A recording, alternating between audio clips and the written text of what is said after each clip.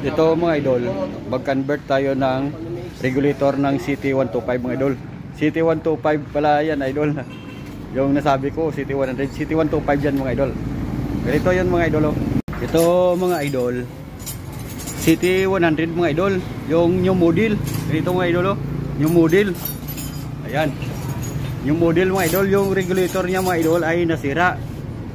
Kaya mas mahal itong regulator niya mga idol, kaya i-convert natin sa 5 wire mga idol kasi yung rewind niya nito mga idol ay full wave rin mga idol, kaya i-convert natin. Ayan, tingnan natin dahil pinabili ko siya ng regulator mga idol. Ayan.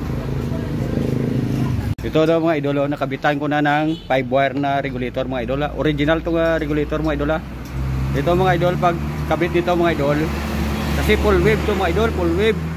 Itong dalawang blow mga idol, kahit saan lang dito sa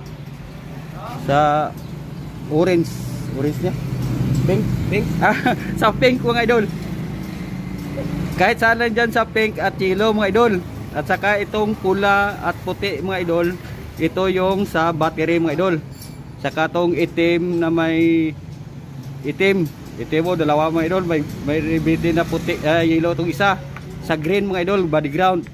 At ito mga idol, tong itim ay sa return mga idol, sa accessories. Ayan, accessories wire. Oh, accessories wire. Ayan. Oh, ayan, tinanggalan na namin ng battery mga idol. Tinanggal ko na yung terminal ng battery. Ayan, tinanggalan na. O sige, andar. Tingnan natin kung andar mga idol. Yes.